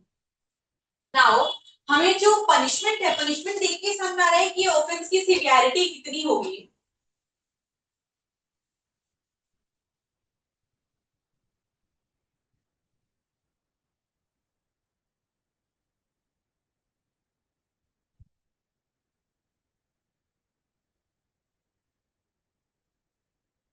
ठीक है, ये clearly. अब ये section कह क्या रहा है, 178 कह रहा है कि भाई कोई भी इंसान अगर क्या करता है, काउंटरफीट करता है, किस चीज का, इन्हीं चार चीजों के बारे में बात करें, जैसे कि कॉइन की, करेंसी नोट, बैंक नोट या गवर्नमेंट स्टैम्प की, या तो काउंटरफीट करता है, यानी या तो नकली नोट, कॉइन, बैंक नोट कुछ भी ऐसा बनाता है, स्टैम्प्स बनाता है, या दूसरा पार्ट क्या कह रहा है, knowingly performs any part of the process of counterfeiting, या उसके किसी भी, मतलब उस बनाने की, काउंटरफीट क्या हो गया, पहले काउंटरफीट तो यानी बनाना, ठीक है, वो प्रोसेस पूरा हो गया।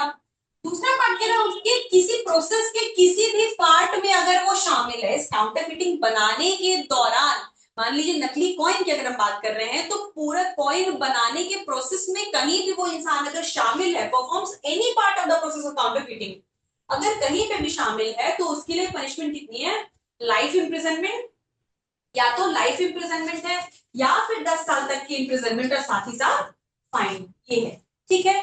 आप सोचिए, now only by the punishment that we can see here, हमें ये बात समझ में आती है कि कितना सीवियर नेचर का ये ऑफेंस होगा कि इसमें लाइफ इम्प्रिजनमेंट दे रखी है। एज आई सेड, बिकॉज बहुत इंपॉर्टेंट है, पूरी पूरी इकोनॉमी को डिसरप्ट कर सकता है थोड़े बहुत शॉर्टर पीरियड में, पूरा अगर उस पॉपुलेशन में बहुत ज्यादा तेजी से आ गए, तो पूरा पूरा सिस्टम मिल सकता है, जो फाइनेंशियल मैकेनिज्म है, पूरा structure he with in a minute बिल्कुल ढह जाएगा। तो उस चीज से बचाने के लिए ये सेक्शन है कि भाई कोई भी इंसान काउंटरफिट करता है, वो तो है ही है, या उसके प्रोसेस में कहीं पे भी शामिल है, कहीं पे भी, तो उसको कितनी पनिशमेंट है, लाइफ इम्प्रिजनमेंट तक की, या फिर 10 साल तक की इम्प्रिजनमेंट और साथ ही साथ फाइन। अब देखिए यहाँ पे बताया है बैंक नोट क्या होते हैं।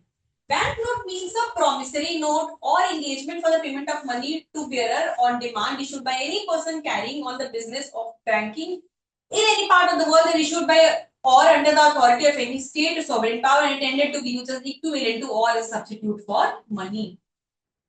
मतलब बैंक में चलने वाले जैसे नोट, जैसे मैं दिया एक एग्जांपल प्रॉमिसरी नोट, जैसे प्रॉमिसरी नोट वैसे ही ट्रेजरी बिल्स होते हैं, चेक्स होते हैं, वो सारा जो बैंक में ट्रांजैक्शन के लिए यूज हो जाए, ठीक है, जो कि इशू किए जाते हैं। दूसरा कॉइन क्या है? Coin shall have the same meaning as assigned to it in section 2 of the Coinage Act and includes metal used for the time being as money and is stamped and issued by or under the authority of any state or sovereign power intended to be so used.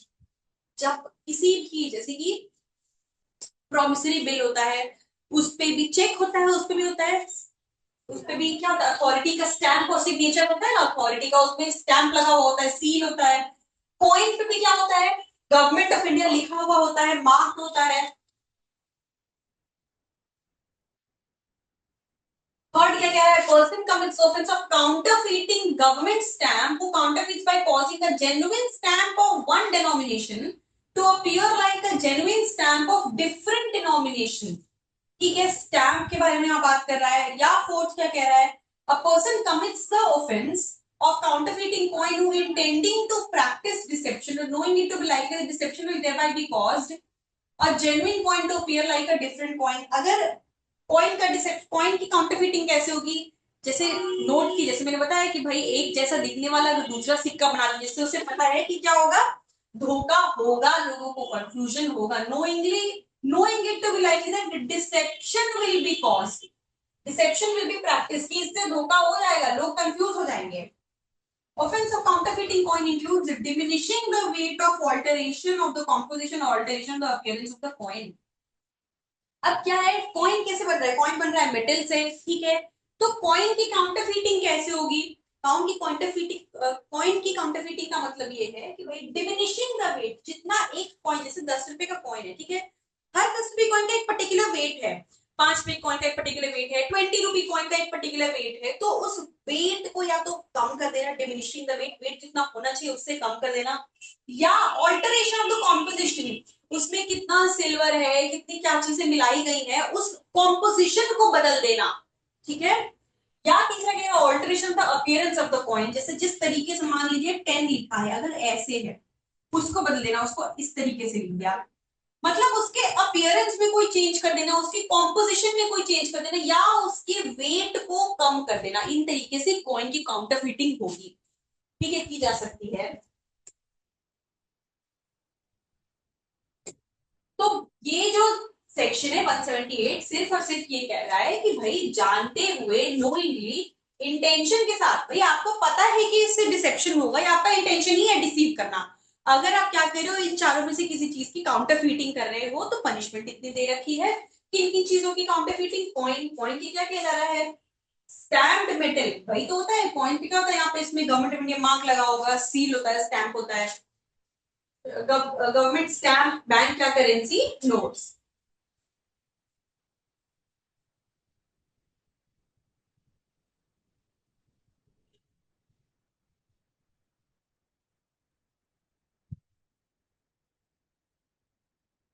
आते हैं 179, ठीक है, 179 देखिए क्या कह रहा है,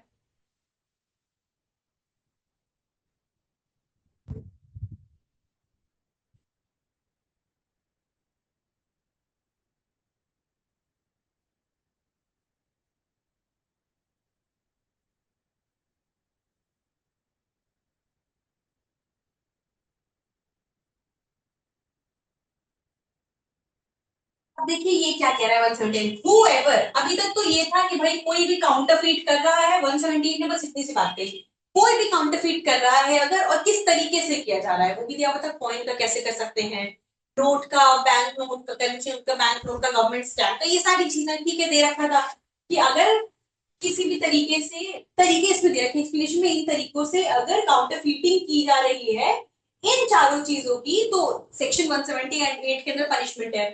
अब 179 जो है वो कह रहा है यूजिंग एज जेन्युइन फॉर्ज्ड और counterfeit coin, government stamp, currency note और bank note. Counterfeit coin, government stamp, bank या करेंसी नोट को ओरिजिनल की तरह, जेन्युइन की तरह यूज करना। देखिए सेक्शन क्या कह रहा है, whoever इंपोर्ट्स और एक्सपोर्ट्स। अब ये जो सेक्शंस है ना, एक चीज हम देखते हैं, ये जो चैप्टर है, ये चैप्टर बहुत छोटा सा हो गया, बहुत कम सेक्शंस है। इसके पीछे का रीजन ये है कि ये जो एक एक सेक्शन है, जो एक एक लाइन में आ गए, पहले आईपीसी में बहुत सेक्शंस को मिला के बनाया गया था, बहुत सारे सेक्शंस को।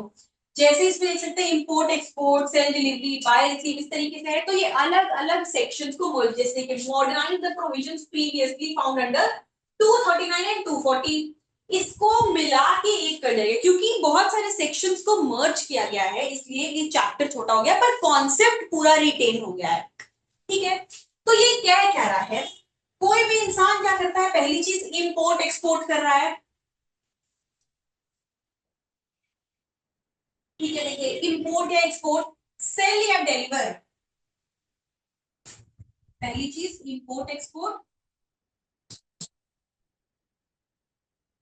दूसरा सेल या डिलीवर, मतलब या तो नकली, नकली क्या है, कॉइन्स है या नोट है, कहीं पे और, जैसे मान लीजिए नेपाल में फॉर एग्जांपल बनाए जा रहे हैं कहीं पे नकली करेंसी नोट्स जो है, काउंटरफीट नोट्स वो बनाए जा रहे हैं। अब वहां से इंडिया में एक्सपोर्ट करना, या यहाँ से कहीं और से बनाए जा रहे हैं, यहाँ इंपोर्ट कराना, ठीक है, इंपोर्ट एक्सपोर्ट दोनों। या सेल या डिलीवर, सेल मतलब उसे बेच देना, ठीक है, या तो बेच दिया, जैसे एक जगह बना वहां से कहीं और बेचा, फिर वहां से इंडिया में लाया गया, ठीक है, उसे बेच देना। या डिलीवर कर देना, सिर्फ ऐसे ही कि भाई ले लो चला देना, ये डिलीवर करवाओगे। सेल इज विद पैसे से उसको एक्सचेंज करना, डिलीवर कर देना विदाउट पैसा। बाय और रिसीव, सेल और डिलीवर है तो बाय और रिसीव, यानी नकली इन सब को, कॉइन नोट्स स्टैम्प, ये सबको इंपोर्ट एक्सपोर्ट करना, खरीदना बेचना, ये सारी चीजें any other, from any other person और अदरवाइज, या तो ये या किसी और तरीके से, ट्रैफिक्स और यूजेस एज जेन्युइन। अब देखिए ट्रैफिकिंग को भी इसमें शामिल कर लिया गया। ट्रैफिकिंग सिर्फ ह्यूमन की नहीं हो रही है, हमने ह्यूमन ट्रैफिकिंग तो पढ़ा था, ट्रैफिकिंग इसकी भी हो रही है, काउंटरफीट नोट्स कॉइन्स की भी हो रही है। ट्रैफिक कराना या फिर उन्हें ओरिजिनल की तरह यूज करना, जैसे आप कहीं गए, ठीक है, आपको पैसे देने थे, आपने क्या किया, आपको देना था 5,000, ठीक है, 500 के बहुत सारे नोट में आप कितने, 10 नोट में दोगे, तो आपने क्या किया कि 5 नोट के बीच, 500 के 10 नोट के बीच 3 नोट नकली नोट घुसा दिए, कि वो नोट चल जाएगा, तो यूजेस एज जेन्युइन, या तो उसे जेन्युइन की तरह, ओरिजिनल की तरह यूज करना। Any forged or counterfeit coin, stamp, note, knowing or having reason to believe the same to be forged or counterfeit, आपको ये पता है कि ये काउंटरफीट है, उसकी क्या पनिशमेंट है, इम्प्रिजनमेंट फॉर लाइफ या imprisonment up to 10 years and fine, यहाँ पे भी है। ठीक है, अब देखिए इंपोर्ट एक्सपोर्ट दोनों चीजें लिखी गई हैं, तो मतलब यहाँ पे हम बात कर रहे हैं। एक और डिफरेंस देखिए, पहले जब हम आईपीसी पढ़ते थे, वहां पे कॉइन और इंडियन कॉइन अलग अलग तरीके से लिखा हुआ था, डिफाइन किया हुआ था, कॉइन क्या होता है, इंडियन कॉइन क्या होता है। यहाँ पे ये कहीं पर डिस्टिंक्शन नहीं दिया हुआ है। तो जब हम काउंटर फीटिंग की बात करते हैं, हम जरूरी नहीं है कि इंडिया के ही नोट की बात कर रहे हैं या इंडिया के ही कॉइन की, इंडियन कॉइन की, किसी भी और, जैसे बाहर की किसी कॉइन के, बाहर की करेंसी, क्योंकि इंपोर्ट भी है, अगर बाहर की किसी करेंसी का इंपोर्ट किया जा रहा है, काउंटर फीटिंग नोट्स का, वो भी इसके अंदर कवर हो जाएगा, वो भी कवर हो रहा है, सिर्फ हम इंडियन करेंसी की बात नहीं कर रहे हैं यहाँ पे। तो कॉइन में क्या है, both Indian foreign denomination stamp issued for revenue purposes, note currency note या बैंक नोट, इन सब को सोल्ड या डिलीवर्ड, ठीक है, ट्रैफिक किया जा रहा है, बॉट या रिसीव्ड या किसी और तरीके से ट्रैफिक किया जा रहा है, या फिर यूज्ड एज जेन्युइन, या एक और चीज क्या कह रहा है, इंपोर्ट एक्सपोर्ट, ये सब किया जा रहा है। इन चीजों का सब्जेक्ट मैटर, तो वहां पे पनिशमेंट क्या दे रखी है, लाइफ इम्प्रिजनमेंट, जो पिछले में थी वही सेम चीज की, भाई आप काउंटरफीटिंग कर रहे हो या उससे किसी प्रोसेस में शामिल हो रहे हो, या काउंटरफीट नोट्स करेंसी, ये सारी चीजों को import export buy sale receive purchase जो भी कर रहे हो, तो सेम पनिशमेंट हो जाएगी आपकी, आपकी लाइबिलिटी उतनी ही बनेगी जैसे आप उस पूरे प्रोसेस में शामिल हो। तो लाइफ इम्प्रिजनमेंट या 10 साल तक इम्प्रिजनमेंट और फाइन, प्रोवाइडेड आपके वहां पे पूरे की पूरे आपको नॉलेज, या तो आपका इंटेंशन का डिसेप्शन, क्या नॉलेज है कि आप जिस चीज को इंपोर्ट कर रहे हो या जिस चीज को डिलीवर कर रहे हो, वो जो है वो क्या है, वो काउंटरफीट कॉइन्स है, काउंटरफीट गवर्नमेंट स्टैम्प है, ठीक है।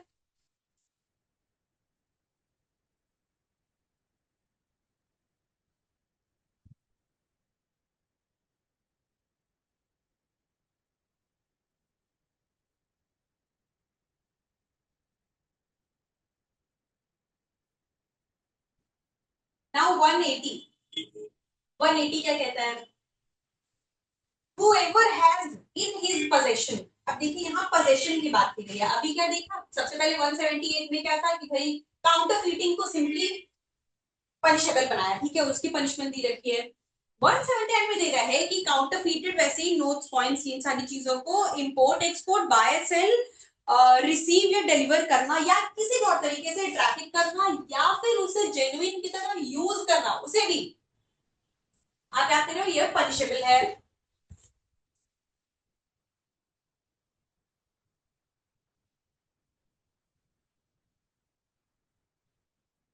अब जैसे मान लीजिए क्या होता है कि एक इंसान है, ठीक है, कोई एक पर्सन है, वो गया बैंक में और वो बहुत सारे नोट्स लेके गया, उसे से 30,000 रुपीज डिपॉजिट करने थे, ठीक है, वो पैसे लेके गया या 50,000 थे, उसमें से बहुत सारे नोट जो हैं वो काउंटरफीट नोट्स थे जिसकी उसे जानकारी नहीं थी। दो सिनेरियो हो सकते हैं। 179 कह रहा है जिसे पता है, कि जिसे नॉलेज है कि ये काउंटरफीट फॉर्ज नोट्स है या काउंटरफीट नोट्स हैं। अब अगर उस पर्सन को जानकारी नहीं थी कि भाई ऐसा है कि इसमें बहुत सारे नोट्स जो है काउंटरफीट है, उसे जैसे रिसीव हुआ वो वैसे डिपॉजिट करने चला गया। वहां पे जब बैंक में मशीन में देखा गया, भाई जब उसकी बैंक में मशीन से काउंट करते हैं ना, तो उस दौरान पता लगा कि भाई इसमें तो 12 नोट्स जो है वो तो काउंटरफीट है, तो नकली नोट है। अब आप तो बैंक ने कहा कि भाई आप आपके लिए तो इसके आपके तो आपके ऊपर तो क्या बनेगा, आपकी तो लाइबिलिटी बनती है, आप क्या कर रहे हो, काउंटरफीट नोट चला रहे हो, आपकी लाइबिलिटी बनेगी। यहाँ पे इंसान क्या लाइबल होगा, नहीं नहीं होगा, क्योंकि उसकी नॉलेज नहीं थी। यहाँ पे वो कह सकते कि भाई ऐसा मुझे खुद को नहीं पता था, मुझे जो रिसीव हुआ मैं तो बस लेके आ गया, मुझे नहीं पता था। But then the burden of proof is on you, the burden of proof is on you to prove कि आप ना काउंटरफीटिंग में शामिल हो, ना आप डिलीवर करा रहे थे, ऐसा कुछ नहीं है। आपको रिसीव हुआ और आप सिर्फ डिपॉजिट करने आ गए।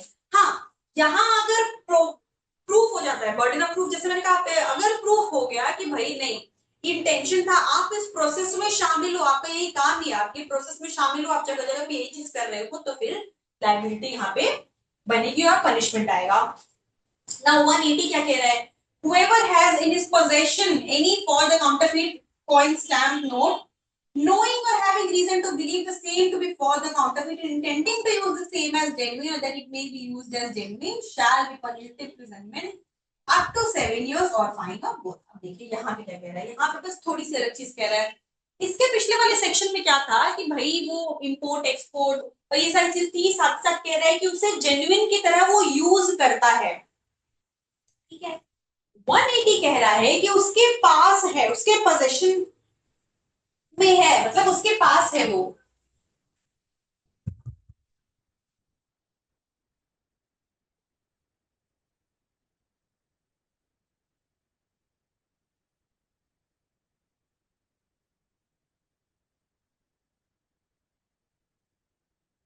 पोजेशन में है मतलब उसके पास है, लेकिन क्या कह रहा है, इन हिज पोजेशन, जो उसे पता है कि भाई जो नोट उसके पास है या जो स्टैम्प है उसके पास, वो क्या है, वो काउंटरफीट है, फॉर्ज्ड है।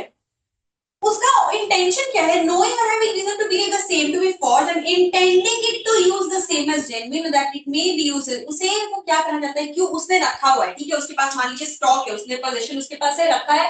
इंटेंशन क्या है कि वो आने वाले टाइम में इसे जेन्युइन की तरह चला देगा। Intending to use the same as genuine, उसे वो जेन्युइन की तरह यूज करेगा। शैल बी पनिश्ड, वहां पे पनिशमेंट कितनी है, 7 साल तक की इम्प्रिजनमेंट या फाइन या दोनों, both. If a person establishes the possession of the forged or counterfeit coin, stamp, currency, banknote to be from a lawful source, it shall not constitute an offence under this section। अब ये क्या कह रहा है, भाई पहले part ने कहा कि अगर पोजेशन में है और उसका इंटेंशन ये है कि वो उसे यूज करेगा, वो उसे चला देगा एज जेन्युइन, जेन्युइन की तरह, भाई जितना वैसे यूज कर लूंगा ना, हो जाएगा, ठीक है। तो वहां पे क्या है, वहां पे उसकी लाइबिलिटी है, वो पनिशेबल है। लेकिन इसका एक्सप्लेनेशन कह रहा है कि अब मान लीजिए आपके पोजेशन में जरूर है, लेकिन आपके पास से काउंटरफीट कॉइन या नोट निकले पोजेशन में आपके, लेकिन अगर ये आप प्रूव कर सको कि ये लॉफुल सोर्स से आपके पास आया है, तब यहाँ पे कोई ऑफेंस नहीं बनेगा इस सेक्शन के अंदर। जैसे अब जैसे मान लीजिए कि A is a person who is a banker, ठीक है, बैंक में काम करता है, बैंकर है। अब बैंक में क्या होता है, कई बार ऐसी चीजें होती हैं, हो जाती है कि भाई लोग डिपॉजिट करने आए लेकिन कुछ काउंटरफीट नोट्स निकल जाता है, बैंक में ऐसा होता है। जैसे मैंने कहा कि वो काउंटिंग वाली मशीन होती है, उसमें से कई बार जो काउंटरफीट नोट्स है वो सारे पकड़ा जाते हैं, पकड़े जाते हैं। तो वो क्या किया कि उसने जितने भी काउंटरफीट नोट्स थे एक बॉक्स में करके अपने घर पे एक जगह रखा हुआ था कि वो जाके उसे आरबीआई में जमा कराएगा, ठीक है। उससे पहले ही किसी को पता चलता है और वहां पे जाके जब देखा जाता है कि भाई इनके पोजीशन में है तो यहाँ तो ऑफेंस बनता है, लेकिन व्हेन द पर्सन, अगर वो बैंकर ये बात प्रूव करे, जैसे मैंने कहा कि बर्डन ऑफ प्रूफ आपके ऊपर होता है, बर्डन ऑफ प्रूफ इस केस में हमेशा आपके ऊपर है, भाई नहीं है, ऐसा नहीं है, आई am not a part of this thing, मैं इसमें शामिल नहीं हूँ, ये ऐसा है कि मेरे पास बस आ गया था। तो अगर इस सिचुएशन में आप प्रूव करो कि भाई आई एम अ बैंकर और ये जो पिछले 3 महीने से जितने भी काउंटरफीट नोट्स डिपॉजिट करने जो लोग आए उनसे जो भी काउंटरफीट नोट्स निकले हैं वो एक जगह कलेक्ट करके रखा हुआ है, इसे कल मुझे आरबीआई डिपॉजिट करके आना था, वो वहां पे सबमिट करके, तो वहां पे ये लॉफुल तरीके से मेरे पास आया, मैं इसके काउंटरफीटिंग में नहीं शामिल हूँ या इसके इंपोर्ट एक्सपोर्ट में नहीं शामिल हूँ, तब ये ऑफेंस नहीं होगा, इस सेक्शन के अंदर एक ऑफेंस नहीं होगा। The section ये है क्या, basically it criminalizes the act of possessing forged or counterfeit instruments used for payment और revenue, वही 4 चीजें जिसकी हम बात कर रहे हैं, ठीक है।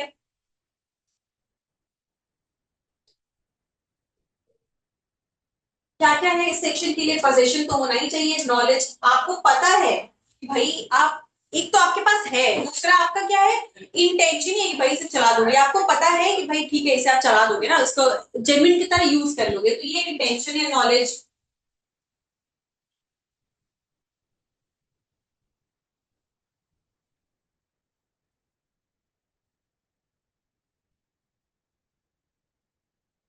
देखिए state of Maharashtra versus Yusuf Khan का केस, जिस केस में बोला गया कन्विक्शन, कन्विक्शन होने के लिए, जैसे 180 में क्या था कि पोजेशन है और अगर इंटेंशन भी, दोनों चीजों की बात की गई थी।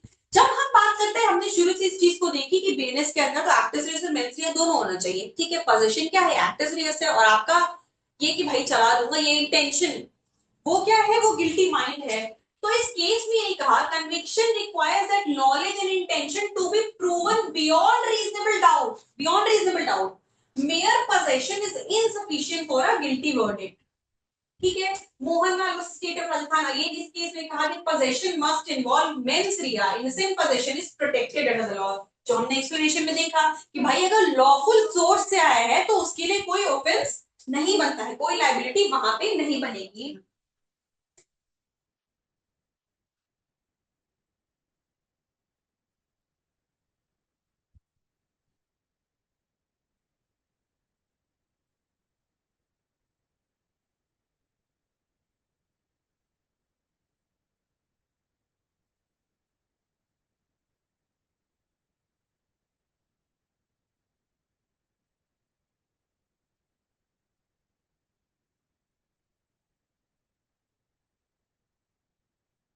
सेक्शन 181 देखिए, मेकिंग और पोजेसिंग इंस्ट्रूमेंट्स और मटेरियल्स फॉर फॉर्जिंग और counterfeiting coin, government stamp, currency note और बैंक नोट। अब ये क्या कह रहा है, अभी तक हमने 178 में पढ़ा काउंटरफीटिंग क्या है, उसके बाद फिर देखा उसको इंपोर्ट एक्सपोर्ट या सेल बाय करना या डिलीवर करना, रिसीव करना, इन सब की पनिशमेंट, उसके बाद उसको पजेस करने की पनिशमेंट, ठीक है।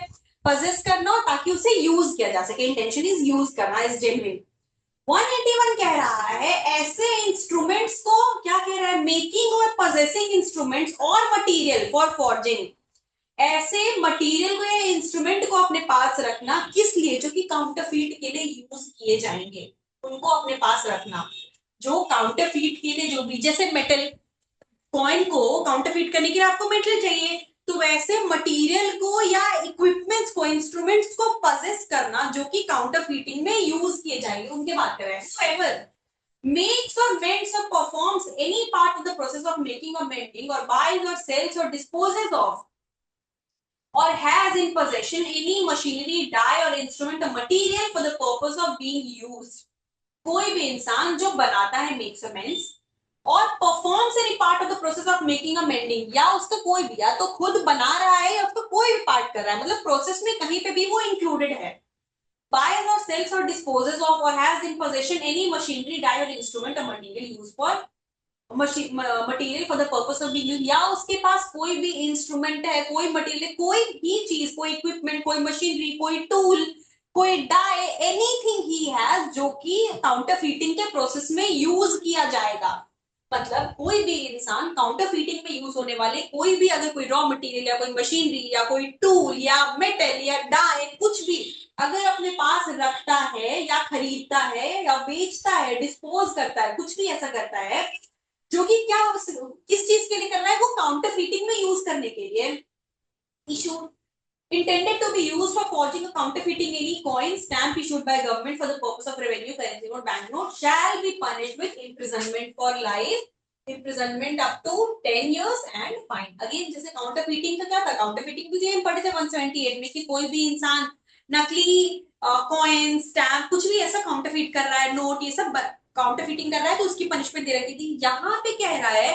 कि काउंटरफीटिंग तो छोड़ो वो तो 178 में पनिशेबल है ही है अगर काउंटरफीटिंग में यूज होने वाली कोई भी चीज उसके किसी भी प्रोसेस में यूज होने वाली किसी भी चीज को अगर आपने रखा है कोई डाई रखा है या कोई टूल रखा है कोई मशीनरी रखी है कुछ भी जिसको यूज करके बनाया जाएगा तो उसकी भी पनिशमेंट उतनी ही होगी जितनी काउंटरफीटिंग के लिए ठीक है Again, the case is State of Maharashtra versus Joseph Kohli. In this case, में था possession of printing plates for fake currency is sufficient for conviction.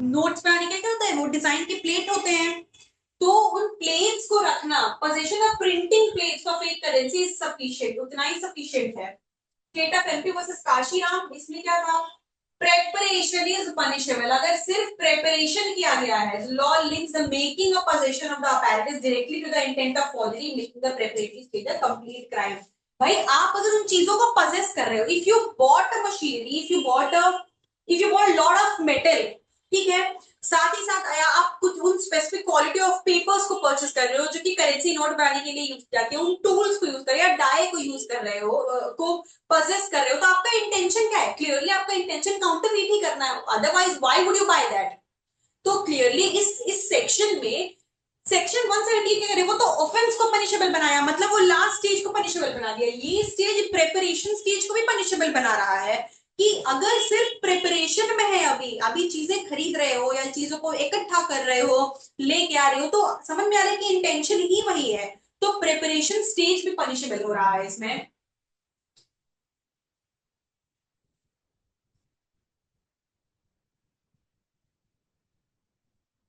Now 182 making or using documents resembling currency note or bank note देखिए 3 sub section है इसके क्या कह रहा है ये सेक्शन बस इतनी सी बात कह रहा है कि ऐसे डॉक्यूमेंट बनाना जो करेंसी नोट या बैंक नोट को रिसेंबल करे ठीक है Subsection 1 whoever makes or causes to be made or uses for any purpose whatsoever or delivers to any person any document purporting to be or in any way resembling or so near resembling as to be calculated to deceive any currency note or bank note shall be punished with fine extending up to 300 rupees अब देखिए यहाँ पे क्या कह रहा है ये section ये कह रहा है कि भाई कोई भी इंसान क्या कर रहा है मेक्स और कॉजेस टू बी मेड या तो बनाता है ठीक है या बनाने के में मदद करता है कॉजेस टू बी मेड मतलब बनवाता है किसी तरीके से और uses for any purpose whatsoever delivers to any person any document purporting to be any way resembling or so nearly resembling as to be calculated to deceive कोई document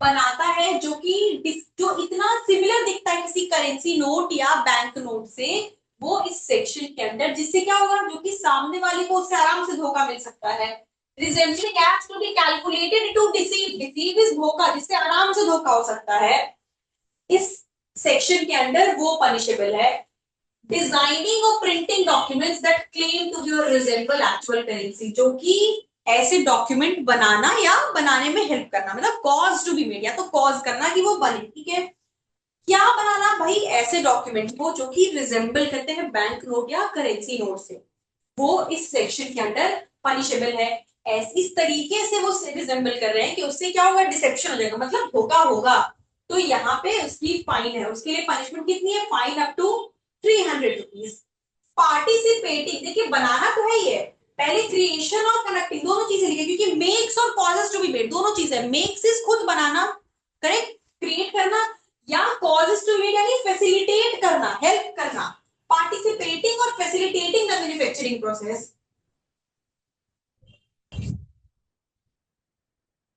any document purporting to be or anyway resembling or so nearly resembling to deceive, यानी जो ऐसी document बनाना जो कि note की तरह, currency note की तरह या बैंक की नोट की तरह दिखे, जिससे कि धोखा हो, इस सेक्शन के अंदर पनिशेबल होगा।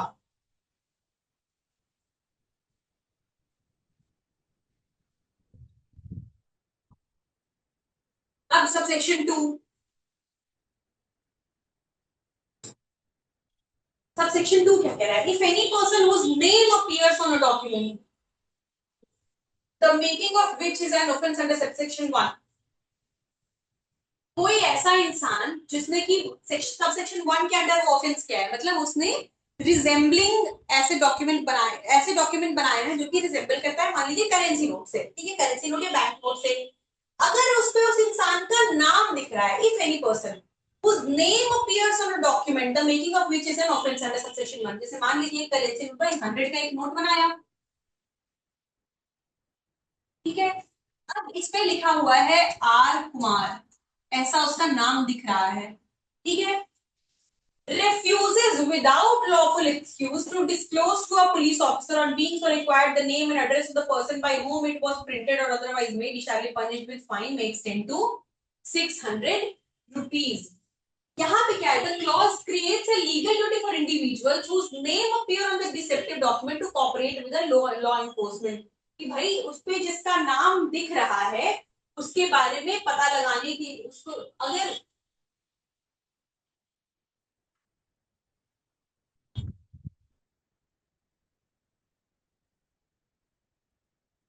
नाम जिसका उस पर दिख रहा है, अगर कोई इंसान पुलिस से पूछती है कि भाई क्या है, कहाँ प्रिंट हुआ, क्या है, वो इसको डिस्क्लोज नहीं करता इन्फॉर्मेशन इसके बारे में कि ये नोट कहाँ प्रिंट किया गया है, on being so required the name and address of the person by whom it was printed और अदरवाइज मेड, जिस तरीके या तो जैसे प्रिंट किया गया या जहां बनाया गया उसके बारे में इन्फॉर्मेशन दी है, मतलब उस पर उसका नाम लिखा है, ठीक है, नाम लिखा हुआ है, और किसी पर्सन से जब पुलिस ने पूछा वो उसके बारे में नहीं बताता है, उसे उसके बारे में पता है लेकिन नहीं बताता है, वहां पे क्या पनिशमेंट है?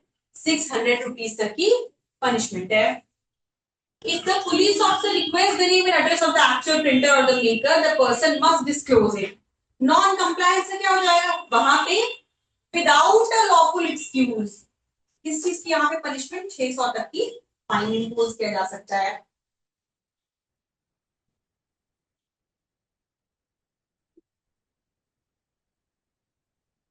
लास्ट सबसेक्शन 3,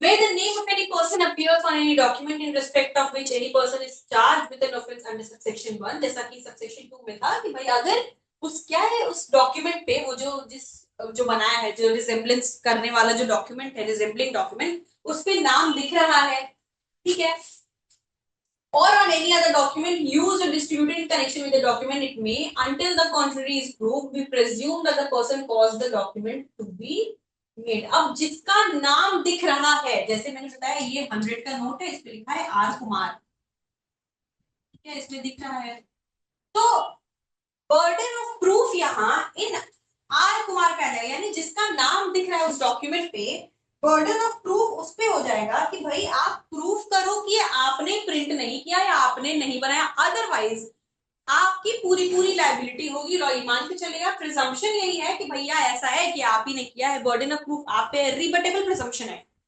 मतलब बर्डन ऑफ प्रूफ आपके ऊपर है कि आप इसको रिबट कर सकते हो, प्रूफ कर दो कि नहीं आप नहीं हो तो वो अलग है, नहीं तो प्रिजम्पशन यही है कि ये आपने ही किया है। If a person's name appear on the deceptive document, law presumes they caused it to be made, भाई आपने ही बनाया है, तो इस केस में क्या हो जाएगा? बर्डन ऑफ प्रूफ हो जाएगा कि भाई the person accused must prove they were not involve, उसमें आप इन्वॉल्व नहीं थे, नहीं नहीं मैंने नहीं कराया, ये आपके ऊपर है।